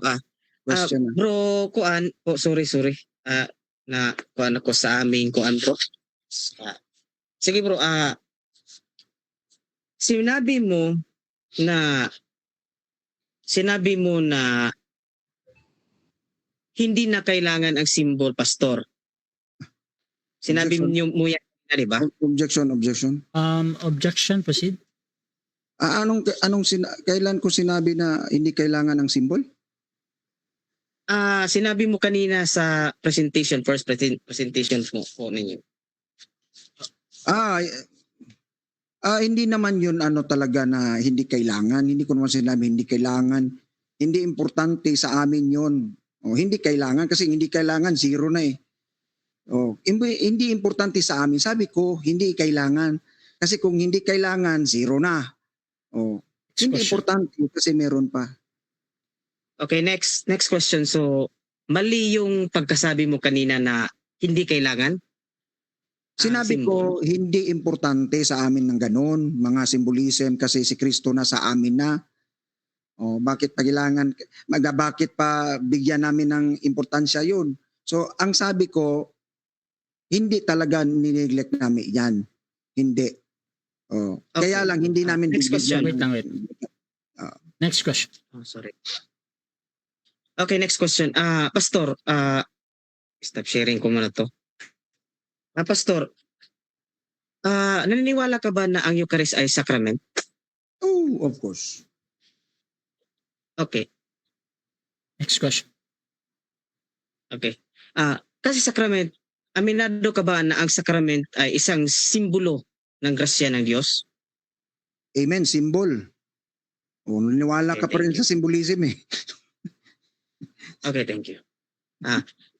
Sinabi mo kanina na hindi na kailangan ang symbol. Ngayon, pinaniwalaan mo naman na yung sacrament ay simbolo ng grasya ng Diyos. Objection, proceed, Pastor. Huwag mong gamitin na hindi kailangan lagi. Hindi lang masyadong may importansya. Ikaw mismo naniwala ka pala sa symbol eh. Sacrament is a symbol, okay? Okay, counter objection meron ba or magre-rephrase ng tanong? Counter objection kasi sinabi niya recorded to, hindi kailangan. Ngayon, hindi naman importante. Hindi gaano importante. So, sinabi mo kanina na hindi importante. Ngayon, aminado ka na naman na... Objection, Mr. Moderator. Okay na. So, ganito. Isang objection lang tayo mga bro ha. Ganito. Another so, dyan sa... Another question? Yes bro, ito yung another question niya. Pero ganito, yung sa premise kasi niya, kahit pa nagsasabi siya dito ng totoo na nilata, sinabi mo daw yan or hindi, sa moderator laging valid question yan ha. Brother G1, pwede kang gumamit ng 10 seconds, Pastor Rene, kung talagang merong problem. Okay, 10 seconds. 10 seconds. Ganito. Pakiulit mo na yung tanong tapos proceed tayo sa sagot. 10 seconds. Proceed ba? Kasi sinabi niya kanina na hindi gaanong importante ang symbol. Ngayon, okay naman sa kanya na simbolo ng grace, grasya ng Diyos ang sakramento at naniwala siya doon. So, ang tanong ko sana, alin yung totoo? Yung importante ang symbol o hindi gaano importante ang symbol? O hindi po ganong importante sa amin yun. O yun yung 20 aking seconds. gustong pahiwatig. Hindi gaanong importante, pero of course, like kailangan pa rin natin yun. No? Magdamit, mga ganun. So kailangan natin yun, mga kapatid. No? Next question. Okay. Bilang isang reform, saan mo mababasa sa sulat ni John Calvin na hindi na kailangan, hindi gaanong importante ang sacrament symbol? Objection, Mr. Moderator. Objection, proceed. Hindi ko trabaho ditong mag-proof kay John Calvin, no? Focus tayo doon sa ating tema. Okay, At so saka hindi ko trabaho yung magbigay na yung John Calvin na yan. okay, so ang negative hindi daw niya work na patungkol doon kay John Calvin. Affirmative, magka-counter object ko ba or magre-rephrase ka ng tanong? Proceed. Counter po, Mr. Moderator, kasi napresent ko kanina at bisag isang reform dapat follow siya sa kay John Calvin. So kaya hinihingan ko siya kasi I do believe na mali siya ngayon eh. Even Okay. in the shoes of John Calvin. Okay, so ganito mga kapatid. So observation kasi ng affirmative, ginagamit niya yung si John Calvin against dito sa negative daw na reform. Pero sa akin kasi hindi ko pinapakialaman yung observation ng kabilang panig. Either yung kabila naniniwala sa taong ito o hindi. However, kung talagang may problem doon sa tanong, pwedeng gumamit si Pastor Rene ng 10 seconds. Gagamitin mo ba, Pastor? Okay. Correction lang sa sinabi niya. Kayong nagtatawag sa amin kasi ng Calvin eh. Kami hindi namin sino ba yan si John Calvin tao lang yan, no? Kayong tumatawag sa amin ng Calvin. So kaya hindi kami concerned diyan sa mga Calvin na yan kung ano yung sinabi niya o ano. Question. Next question. Okay, next question. Dinideny mo ba ang existence ni Saint Ignatius of Antioch nang sinabi niyang they abstained from the Eucharist and from prayer because they do not confess that the Eucharist is the flesh of our Jesus Christ, the Savior Jesus Christ? Dinideny mo ba ang existence ni Juan? Ni Saint Ignatius. Ignatius of Antioch? All the church fathers, di natin i-deny. Kaya lang, Hindi. sabi nga hindi natin dinideny. So, kaya lang, sabi ni Pablo mismo, kahit na kami, mga angel, nagtuturo, let them be anathema. So, apostle, hindi nga exempted. Church fathers pa. So, basahin mo ang Bible para mag-quote ka ng church fathers dyan, against naman siya sa Bible. Sabi ni Pablo, kahit kami, ang mga Next angels, let them be anathema. Okay. Sinabi mo na against si Saint Ignatius of Antioch sa Bible. Makapagbigay ka ba? Objection. Hindi ko sinabing against si Ignatius. ang sabi ko, magbigay ka ng verse baka against yan kay Ignatius, no? So magbigay ka ng verse, wag si Ignatius. Yung verse mo sabihin. Mr. Moderator, objection. Objection, proceed. Sa counter objection, proceed. Ang rule ko ngayon ay magtanong, hindi niya ako dapat turuan kung saan ako Okay. magtatanong. Babalik din ako sa kwan. Okay, Huwag ka so mag-alala. okay, so ganito mga kapatid. Dito sa question and answer, again, any technique and form ng tanong sa ating sa nagtatanong ay pinapayagan pa din ng ating moderator ha. However, kung merong requirement yung kabilang panig, you can use your 10 seconds kung merong problem doon or nagsiset ka ng parang yung ano mo, yung parameters. So, Bro G1, paulit yung tanong tapos tingnan natin kung paano sagutin. Kasi nadinig ko bago pa lang na sinabi mo na pag even apostol o yung church father ay nagkamali, so hindi natin sila nagkamali sa Biblia, dapat hindi paniniwalaan. So ibig bang sabihin na nagkamali si Saint Ignatius sa pag-quote niya nito? Ibig ba daw sabihin? Yung sa letter of Smyrnian 7:1.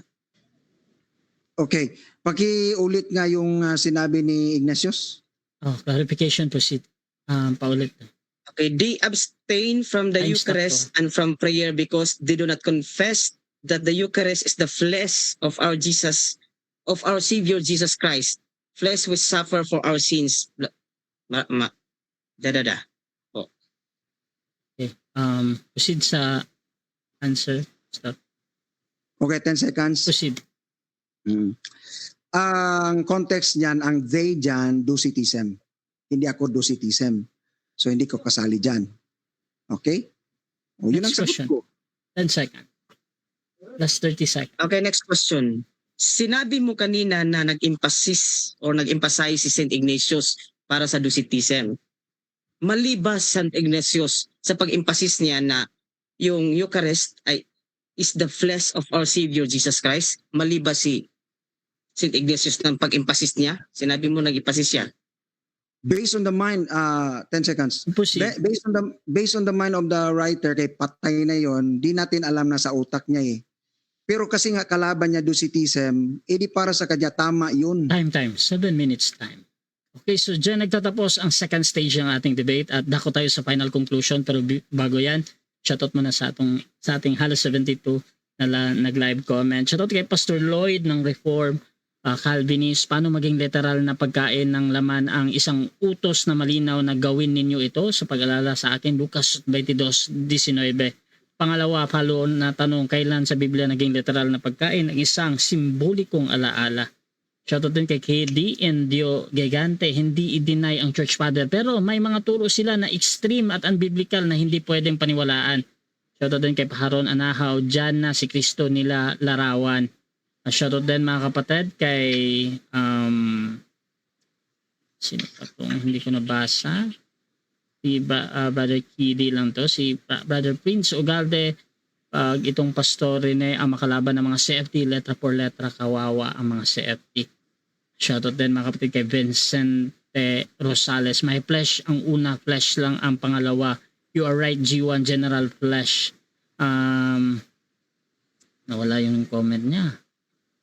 Okay mga kapatid. So, dako tayo sa ating final conclusion at dito tayo bilang negatibo mga kapatid sa ating paksa na the doctrine of transubstantiation in the sacrament of Eucharist is biblical and supported by the Church Fathers. Pastor Rene, bilang negatibo ng Reformed Baptist, your time start now. Ilang minuto to, Brad? 5 minutes, final conclusion. No objection. Okay, 5 minutes. Okay, so balik ako doon sa pinaka-point ko mga kapatid, doon sa interpretation natin sa John 6, mga kapatid at mga kaibigan. Ito, simple na presentation ito, hindi kailangan ng mga magic-magic dyan mga kapatid at mga kaibigan. So in other words, ito yung sinabi ni Kristo sa John chapter 6, So ang coming and believing is identical with eat and drink. Alright? May yan eh. Kasi ang pinaka-point talaga dyan sa John chapter 6, yun ang ginagamit ng mga Calvinist eh. Yan ang ginagamit ng tinatawag nilang Calvinist. Yan ang ginagamit, kaya ako tinawag na Calvinist, and John 6:44, no man can come to me unless the Father draws him. So ang context dyan, soteriological issue, not liturgical issue. Yan ang tandaan nyo. John chapter 6 is soteriological, not liturgical issue. Wala kang makita dyan na altar, wala kang makita dyan na mga anong nilalagay nyo dyan sa harapan ng table ninyo. So mag-Eucharist. So in other words, John chapter 6, kahit sinong tanungin mo mga kapatid kaibigan, even yung mga sacramental na mga Protestant, ang sabi nila at mga scholars, that is a soteriological issue. That is not liturgical. Mga kapatid at mga kaibigan. Kaya simple ang mensahe ni Jesus Christ. Come, believe, and then gamitin natin yung mga double words di dyan, parang tak xx, para makuha mo yung mensahe. So come, believe the word of God, the Spirit, you have eternal life. That is soteriological eh. So ginamit nating liturgical eh, nagka-dapa na tayo doon sa flesh, no, mga kapatid at mga kaibigan. Kaya kami, simple lang ang aming presentation talaga. Simple lang, hindi namin kayo nililito sa salitang flesh. No, kasi sabi diyan, no, kapatid, flesh is nothing eh. Andyan andyan sa verse 63 kung laman yan, si Kristo nasa laman o wala? Nasa laman, kasali siya diyan. Liban na lang kung si Kristo wala sa laman. The flesh profits nothing. Ibig sabihin kung laman yan kasali si Kristo, so hindi niya ibig sabihin na talagang literal na kainin niyo ako. Ano yun? Sinabi niya dito sa 63 mga kapatid, kinumpare niya ang physical consumption at spiritual na consumption, mga kapatid at mga kaibigan. Flesh is nothing, physical consumption. Ang physical consumption, wala yan. Hindi yan ang ibig sabihin ko. Ang ibig kong sabihin, itong salita ko. Itong salita ko, yan ang magbibigay sa iyo ng buhay. Yang salita ko, yang espiritu ko, yan ang magbibigay sa iyo ng buhay. Hindi yung flesh na kakainin mo literally. Flesh profits nothing. Iba ako sa dositise, mga kapatid. Kasi I recognize the presence of Jesus Christ. Kaya lang yung sinabi doon sa Matthew ba yun na where 2 or 3 gathered together, there in my name, there I am in the midst of them. Presence yun. Pero it doesn't mean nandun din ang laman at dugo ni Kristo. Di ba sabi sa Bible, where there are 2 or 3 gathered together in my name, there I am in the midst of them. That is presence.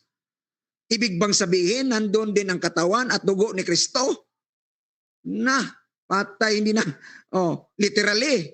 Hindi ganon, mga kapatid at mga kaibigan.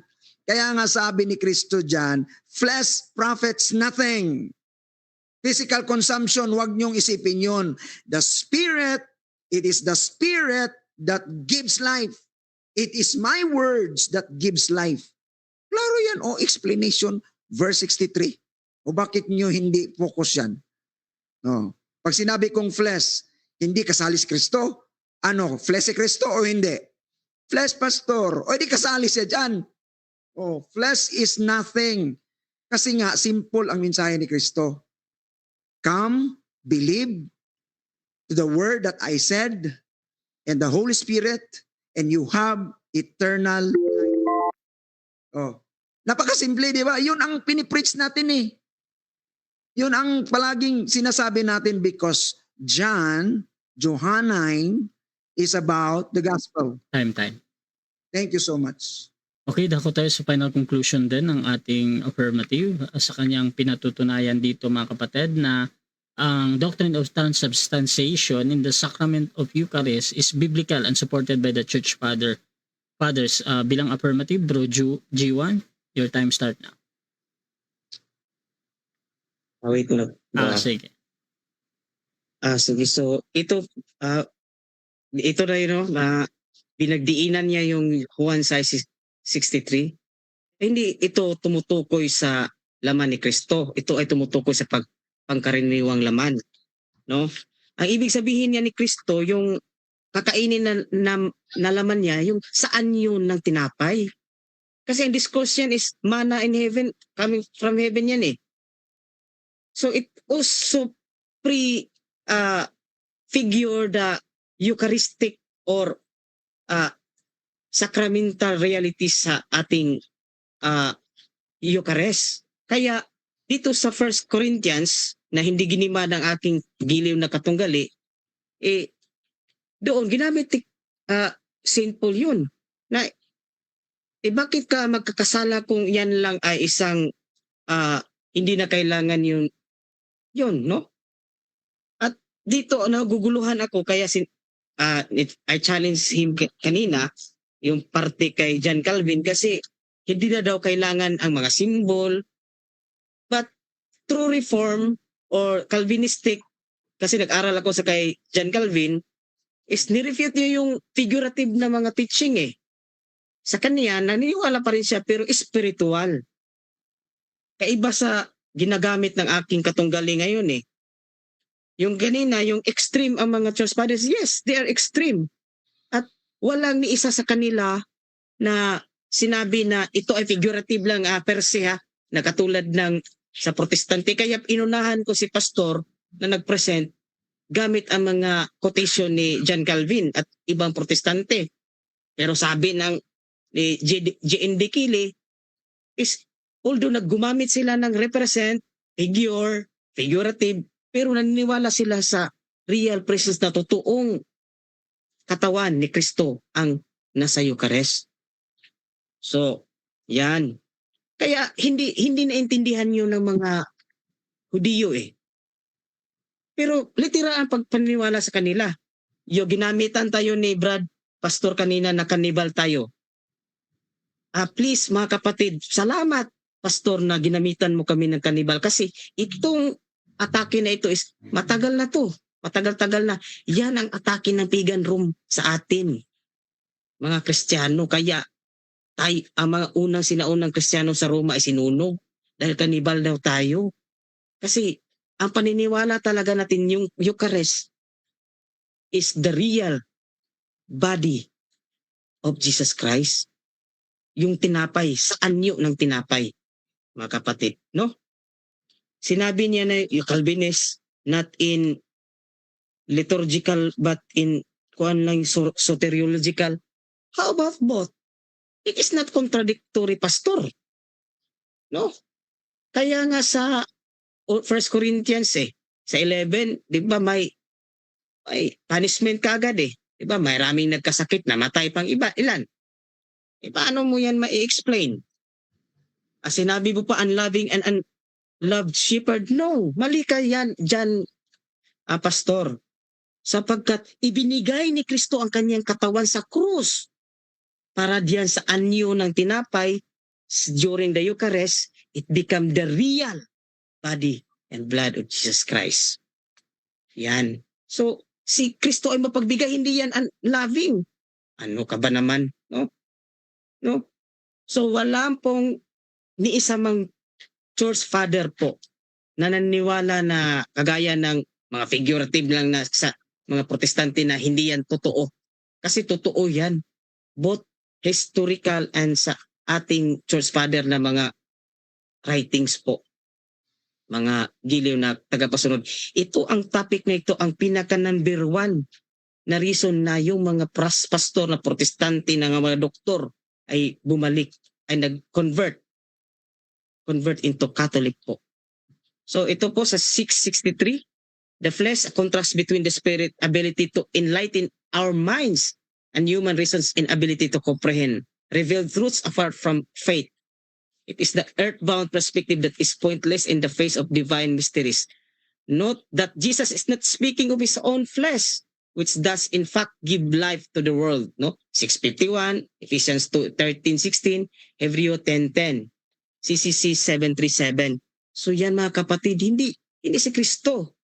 Ang mali sa mga Hudiyo, yung ang talagang puputulin yun ang kamay ni Jesus Christ, mali yun. Ang ibig sabihin ni Jesus Christ, yung tinapay, sa anyo ng tinapay, tunay yun na katawan ni Jesus Christ. Okay, thank you, kapatid. Okay, so dyan nagtatapos mga kapatid ang debate natin between Catholic and Reformed Baptist. So before natin end yung ating live, syempre gusto ko muna kayong magpasalamat sa lahat ng nanood at makakapanood pa nito sa magre-review. Unahin natin si Brother G1. Bro, pasalamat lang bro. Bro, salamat. Shout out sa mga ni Aidan Katunganiha, Aidan Paisones, Maribel Bolingo, Leonila ni Jubies, nila ni Juscoro, nila Nilda. O sa akong sponsor, si Ma'am Ninin, Ma'am Nini, Ma'am Carmelita Bardi, Brad Will Silyakay, si Danik Salvo, Brad Engineer Michael Medria, o si Ma'am Marilyn Perez po. Maraming salamat. Ayun. At dito din tayo sa kay Pastor Rene. Salamat. Bro J1, salamat sa iyo. love lang. Alright? So hopefully we will talk again. So kamukha mo kasi yung best friend ko eh. So Gwapo rin, Pastor. oh yeah, nakibuloy na ngayon. So so kamukha ka talaga niya. So na-remind ako na dati siyang Pastor Baptist, naging kibuloy. So kamukha mo talaga yung best friend ko dito sa Davao. So brother, thank you very much sa time. Brother Rasha, salamat. Thank you, Pastor. Thank you. Salamat din sa mga nanood. Thank you very much. Yung mga kapatid nating Catholic, maraming salamat at patuloy tayo sa ating paglilingkod sa ating Panginoon. Okay, Russia TV gusto din magpasalamat Thank sa you, lahat Bro ng Russia. sumusuporta. At dito sa ating platform mga kapatid, kung gusto nyo sumali sa ganitong gawain or maghamon man sa dalawang ito, meron akong mga ilang hamon ata na nabasa. Pwede nyo i-check mamaya yung comment box. Nandyan si Brother G1 ng Roman Catholic at si Pastor Rene ng Reformed Baptist mga kapatid, at pwede nyo akong gamitin as moderator sa yung pag-uusap basta sumasang-ayon na kayo sa lahat ng patakaran dito sa aking platform. Gusto nyo magsuri sa Roman Catholic mga kapatid, nandyan si Brother G1 so you can follow him, and syempre kay Pastor Rene sa Reformed Baptist kung gusto nyo magsuri mga kapatid. At please follow me also, Russia Vista mga kapatid, dahil dito akong laging nagla-live, at yung ating debate din mapupunta sa ating YouTube channel, Russia Debates TV. So i-check nyo na lang G1 versus Pastor Rene, yan, ganyan yung mga title.